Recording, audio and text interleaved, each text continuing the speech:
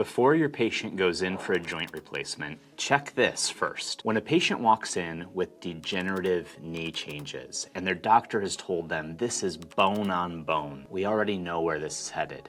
Imaging, referral, and surgery. But here's what I've learned after helping hundreds of patients cancel planned joint replacement surgeries.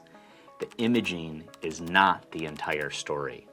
And these referrals to surgery are being made before they assess whether or not the joint can still respond to non-surgical methods. I run Grip Approach and a clinic called Cornerstone Health, and there we specialize in helping patients who are stuck with chronic pain and degeneration, where they've tried many different things and everything has failed. And in that patient population, we have greater than 90% successful outcomes. So, before you let surgery become your default, this is exactly what should be assessed first. Don't click off until you see exactly what changes the outcomes. We've all seen this patient. They walk or hobble in, they're already defeated because they've been told they have bone-on-bone degeneration and surgery is the only option.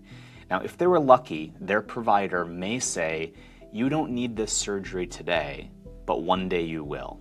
And let's see how long we can make this knee last before it needs to be replaced. Now, that's a common story. It's something I've heard thousands of times. If you're a provider, you've heard this thousands of times from your patients, and many of us don't even have a second thought about it. The doc says, hey, there's knee degeneration. The only thing to do about knee degeneration is wait until it needs to be replaced.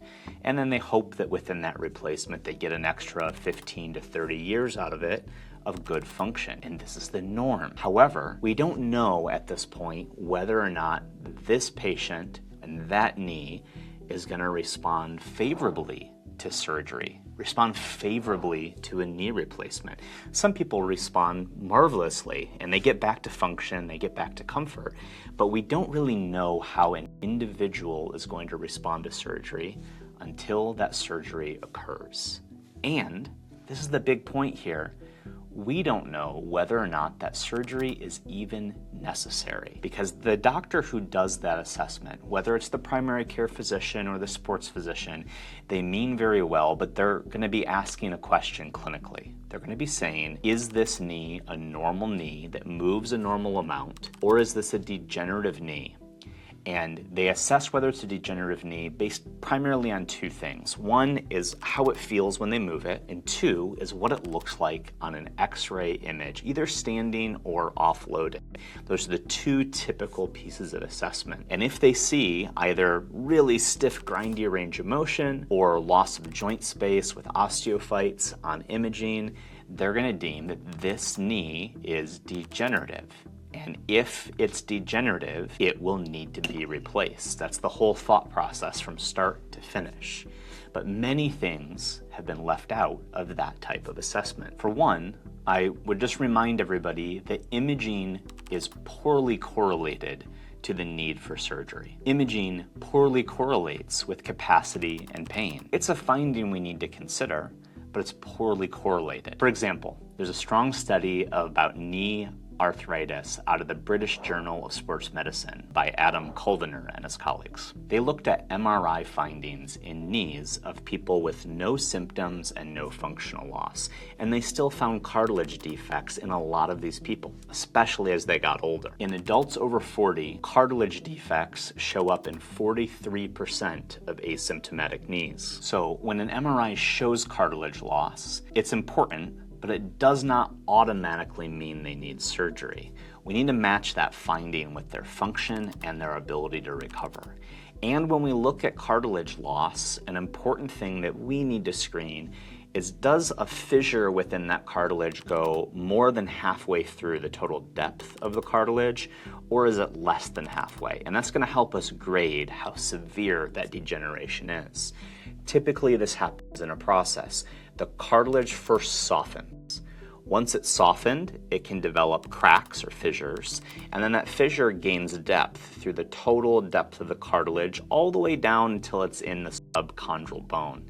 And a crack, softening, or a fissure that's less than halfway up is actually pretty low grade finding. That's grade 1 or 2 degenerative changes within the knee, which can still be readily reversed. Fissures that go all the way down to the subchondral bone, this is where we need to take a more scrupulous eye and make some decisions on those cases. Here's what we actually need to assess when we see a patient with painful degenerative knees. The first thing I need to check is whether or not the patient can respond to load and respond to graded stimulus into that joint. So here's an example. Let's say I've got a patient who has stopped walking for exercise because the knee is painful.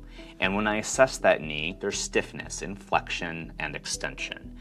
If they do nothing and they just rest, degenerative processes will continue. In fact, joint degeneration responds very poorly to rest. We need activity to reverse this. So they're resting, and then they see me and I give them something really simple to do, like, can you do a few box squats or go for a 5 to 10 minute walk? I'm gonna watch how they respond to walking or light exercises 5 to 10 minutes per day. And we're gonna see over a week or 2 weeks, does that knee progressively get better or does it rapidly get worse? A knee that's neutral or progressively gets better with graded stimulus, graded loading, is still capable of our body's natural processes of repair and replace. So that first thing we need to check is, how do they respond to load? Is it a neutral response? We can still load that. Is it a favorable response? We're definitely going to load that. Is it a highly inflammatory response that sets them back? These are the cases we're going to look at closer. Can we still change it? Can we drop their inflammatory response to movement and load so that they can use load as a tool? If that's the case, we're still in business. But if it's a terrible response to load, big flare up, unable to recover, every time we check it, they're sidelined, this may be one of those cases that's beyond our control. So in my exam, one of the first ranges of motion I check is, can a knee fully extend and can it fully bend? And most knees are going to have some sort of range of motion loss. Let's say I try to straighten their leg and they can't get within 15 degrees of a straight position. We'd call that a negative 15 degrees range of motion and terminal knee extension. Then I'll introduce a load. I'll pin the thigh, I'll lift the leg, and we'll start loading that knee into terminal extension. And after 1 or 2 sets of 10 to 15 reps within a mostly comfortable range, I'm going to measure again. And if that range of motion has changed substantially, maybe now they're within 11 degrees of terminal extension, so they've gained 4 degrees, that shows a positive response to load. It lets us know that if we continue to find the right graded load exposure, we have a capacity to change this joint. That's one example. The next item that providers fail to assess with degenerative knees is that patient's capacity for cellular repair. And this is a beautiful thing I want all of you to remember. Our bodies are built in a system of constant repair. Our cells are constantly replacing, renewing, repairing. Our skeleton will be completely new in 10 to 15 years. Our muscles and connective tissue in a shorter period of time than that. It's this constant cellular repair. But in order for that repair to happen, our bodies are also in a constant state of tissue breakdown and recycling, or degeneration. And when those two paces, repair and replace, and break down, degenerate, and get rid of, when those two things are not in sync, this is where we see rapid degeneration within a knee.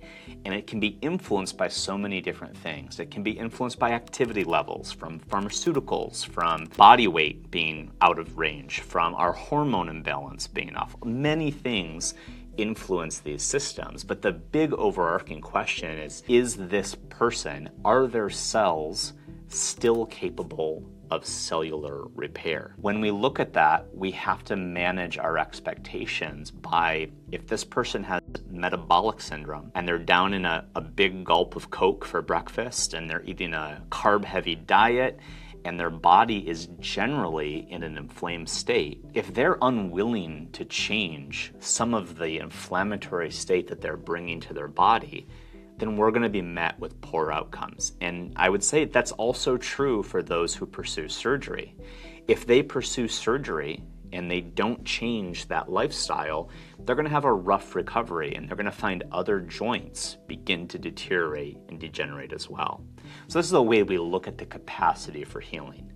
Now, conversely, if I have an individual who's mostly active and wants to be active, they follow a relatively clean, low inflammatory diet, their glycemic load is in check for the most part, some fluctuations, and they have the desire to move and the means to contribute time and resources to move, this is a person who is set up to be able to repair and replace their own cells versus having the joint cut out and replaced with something that doesn't have those self-healing abilities. So we're going to be looking at this patient's entire body, their entire lifestyle, and we're going to be asking, are they feeding a system of repair and replacement of their cells? Or are they feeding a system of inflammation, degeneration, and tissue breakdown? And are they willing to tip the scales towards repair and replacement? Most patients need a systematic evaluation that looks at the entire knee joint, but also the global system of movement it sits in. The foot function, the knee function, the hip and core function are all tied together, and they're all used together in normal activity. So in grip approach, we teach providers a easy, clean way to assess everything. We're gonna look at the control of the foot with our NZR system. NZR4 is the control of the foot. We're gonna look at the control of the core with NZR1. And then we're gonna add in very specific tests for the knee that you can run in, again, 2 minutes or less.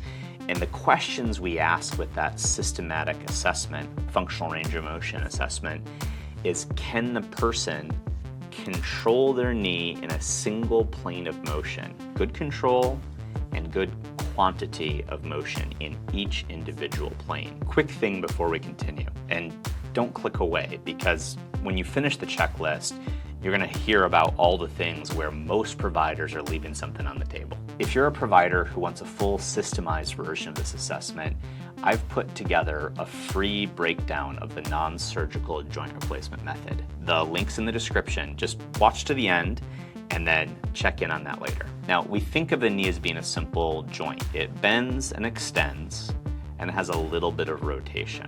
This is what the joint does when you hold it and move it. And when you take out the brain, the nervous system, and the muscles, just the ligaments in the joint allow flexion, extension, and a little bit of rotation in each direction. But when we add in that patient's brain and their muscles and their orthopedics, things change some. We then look at what is the body's control of the knee. Can the motor program drive the knee forward? Can it drive it forward with the foot on the ground? Can it drive it forward under some resistance? Is it limited in driving it forward due to degeneration on the inside of the knee? So we'll check antemotion or forward motion of the knee. We'll check retromotion or that knee flexion to the back for the hamstrings.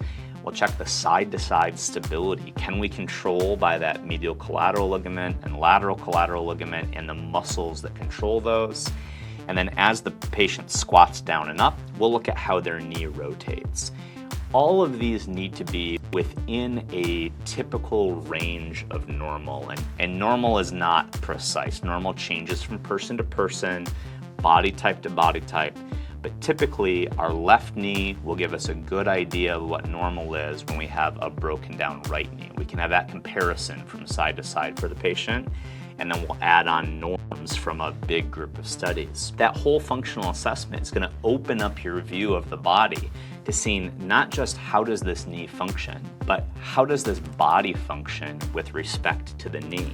And in many cases, a knee issue is preceded by an issue at the foot, or an issue at the hip, or a lumbosacral radiculopathy coming from the back that has contributed or led to adverse forces in the knee. And unless we assess both of those, that'll continue to be a problem even if that knee is removed by the surgeon. This might make sense to you already. You might already think, when I see a knee patient, I gotta look at the foot, I gotta look at the back, I gotta look at the hip, I gotta look at the knee, I gotta watch their gait and what they like to do in it. And that's definitely the way we approach things. All those things can be important for the patient, but typically that's a scattershot approach. There's all these different little things that we need to test. And when you're on a time crunch or your patient's in a severe state, it's hard to remember to do all those steps and bring order to it in an efficient way. And that's what GRIP brings in. It's a clean systemization. You can quickly run through a dozen screens for the knee in 2 to 3 minutes and have clarity. And if you do that with all of the knee patients, you're then going to have consistency, and you can interpret your data from case to case. And when you see that patient in April and you test them the same exact way in August, you have a very clean comparison where you can show progress. Here's a big area where providers struggle and where patients struggle in traditional care of the knee. It's whether or not the actual driver of the presentation has been addressed, because there's a dirty secret in healthcare. It's that pain typically is one of the easiest things to change. So if I base my outcome assessment on does the patient feel less pain today on Tuesday than they did last Friday, I can think of 1,000 things that could accomplish that. I can give them Vicodin, I can give them Toradol, I can give them end-range loading that changes the way they feel. We can numb up the knee, we can put a vibration device on it, they can ice it or heat it. All of these things can change the way the knee feels, the way the pain in the knee feels. Just driving in a nice open air Corvette, roof down, sunny day, 68 degrees, beautiful, they're gonna feel less pain than if they drove in or were driven in a stinky old car on an icy cold day where they just lost their job the day before. That has nothing to do with the knee, but it can dramatically impact the way somebody feels. So we can't use just that subjective data as a major measuring tool for progress of prior treatments or progress of what we're going to do with the patient. We need that functional assessment.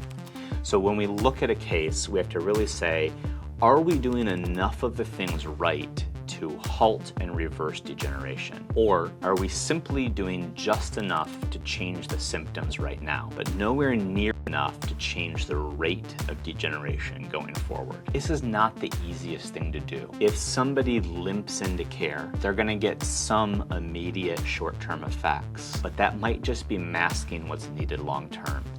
And usually it's not the patient who is falling short, it's the doctor. It's the doctor thinking that the patient won't do what's necessary to change, or the doctor not knowing exactly what has to be done for that patient to change. So this falls on you as a provider. I want you to expect more out of your patient as long as you give them a clear, structured way to accomplish it. They're going to be excited that they have an option because they weren't given any realistic options previously. And I need you to keep the focus on how do you want this patient to feel 6 months from now, not 6 days from now. What do they want to accomplish at the end of the year? Not what do they need to accomplish today.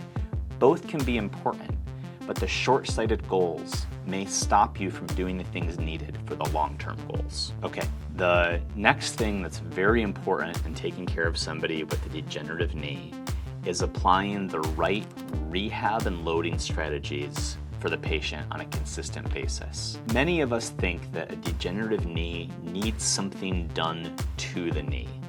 We need to mobilize the capsule. We need to adjust the joint. We need to acupuncture to drop the inflammation and push out some of the fluid. We need to shock wave to stimulate the stem cells. These can all be true, but until you tie it with the appropriate rehabilitation, the appropriate low-grade rehab with progressions to strength, we still have very temporary options. So GRIP approach is set up so that every assessment you run in those 12 screens, 2 to 3 minutes, every assessment is linked to an exact treatment strategy that you can tie to it to implement.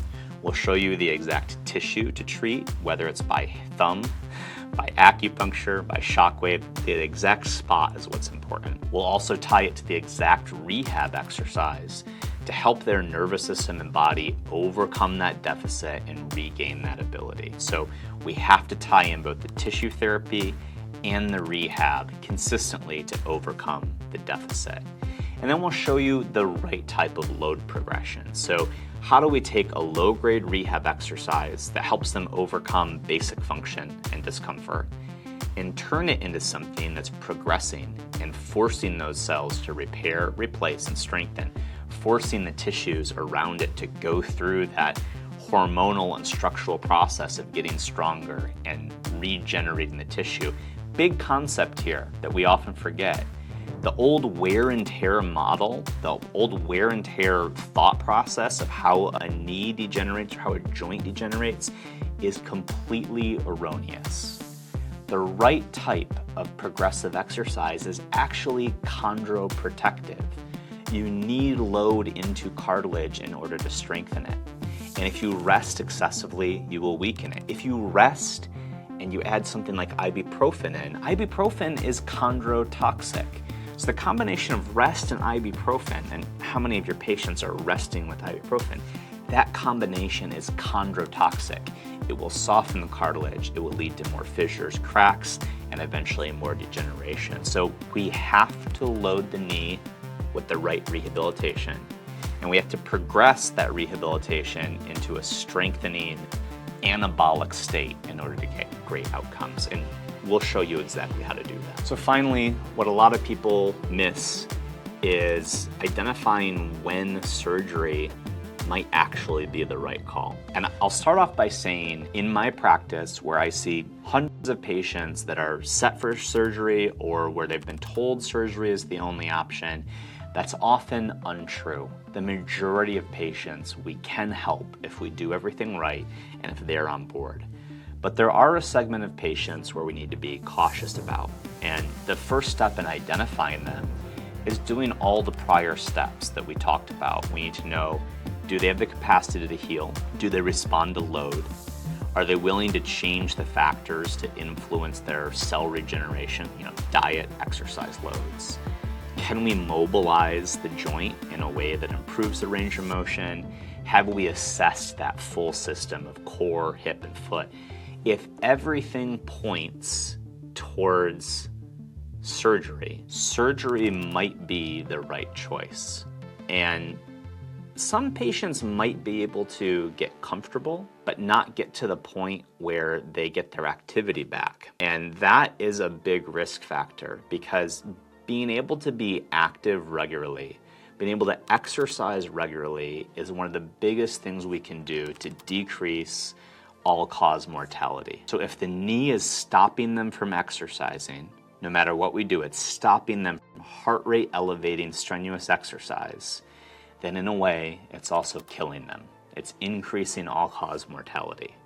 So for me, that's a dividing line. At first, do no harm. So if my method gets them comfortable but does not get them active, then technically I'm doing harm. I'm preventing them from the type of recovery their whole body needs. But if we start working with them and not only does the comfort improve, but their activity increases and they're able to get in some strenuous exercise in an achievable method, then at that point we're accomplishing goals to where we don't have to worry about that all-cause mortality. We're getting them to a point where even if their knee doesn't look perfect, it's functioning quite well. Then the risk of having surgery is not quite worth it, because we don't know how they'll respond to the surgery. We don't know how they'll respond to anesthesia. Do they lay down a lot of scar tissue? Are they set back for 2 years in their activity as they recover from the surgery? Or maybe they're a rapid responder and they respond well to it. But essentially, if we can get them exercising, we can get them doing healthy things again, then for me, surgery is off the board.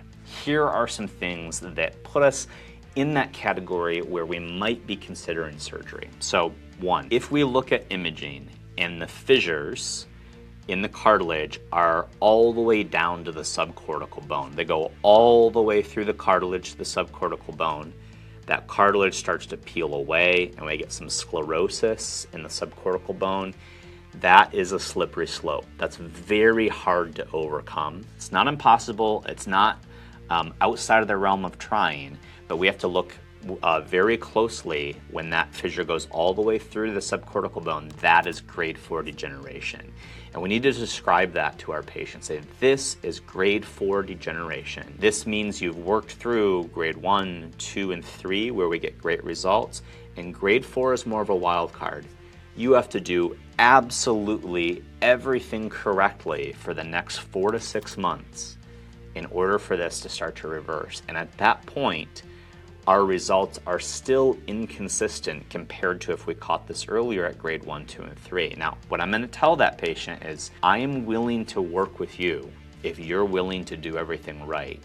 But I also want you to have a surgical consult with an orthopedic surgeon, and we're going to monitor this together and see whether or not we can overcome this, or if you need to consider the surgery. Another reason we might think this patient might be surgical is if they have gotten completely sedentary, and they've been completely sedentary for greater than a year and a half. And for them, it seems out of the realm of possibility that they would get back to exercise. They're unwilling to change their movement habits. They're unwilling to make dietary changes. They are just unwilling to participate in what it takes to recover. This patient is not going to do well with our approach. To be frank, they might not do well with the surgical approach either. But for me, I want to spend my time helping people who are equipped and willing to do the work to get better. Because when they do this program, not only will their knee improve, their overall health will improve as well. And if they've checked out of doing that process, then I'd rather them go the hospital or orthopedist route. So they've got to be willing to commit. Otherwise, this is not going to be a patient that we can work with and get good outcomes with. There are a few other exclusion criterias. If somebody's actively going through a cancer process or a chronic disease process, I would rather their immune system be focusing on eliminating cancer and overcoming chronic disease than having to work on this knee. I don't want to divide the effort of the immune system. So typically we'll want to get chronic infection or cancer under control and stable before we go through this process. If the patient is bedridden, they're not ambulatory, they're on bed rest, we won't get good outcomes. I would not recommend taking this approach with somebody who's already permanently on bed rest. Other than that, we've got a lot of ways to help people. If we can grade the knee, grade 1, 2, 3, or 4, those grades 1 and 2 are going to be amazing responders, greater than 90% success rates if both of you do the part rate. Grade 3, we're more in the 75% successful outcomes. And that's compared to a hospital. Typically, hospital success outcomes are marked at around 33 to 35%. So that would be considered a successful procedure, a 33 to 35% improvement in function and pain. In those grade 3s, we're still getting 70, 75% plus successful outcomes. So just keep that into perspective. And grade 4 are the ones we have to have a serious conversation and say, this has gone pretty far. I'm willing to try if you're willing to do everything right, but let's bring an orthopedic surgeon into this conversation while we work on it. So that's what should be assessed for anyone who's considering a joint replacement surgery. 6 categories. Run through all of them before you refer anybody out. If you want to actually learn this system, how to do a full systemized assessment, tissue treatments, shockwave treatments, rehab, nutrition, and progressions, that's exactly what we teach in the non-surgical joint replacement series. The first link in the description takes you to the NSJR Virtual Summit. This is all 3 days covering the hip, knee, and shoulder. And that's your fastest way into the full course and information. I love teaching, and if you prefer learning in person, then that's going to be a great fit for you. Check out the second link that shows you our current course options, or reach out if you're looking to be on our list for a course near you. We've helped providers do this across chiropractic, physical therapy, athletic training, medical and osteopathic doctors. If you care about your patients with degenerative joints and you're sick of surgery being the only option you can offer them, then this is for you. This is for your practice and for your patients. So check out that first link. Join me, become a provider for the non-surgical joint replacement. I'll see you inside.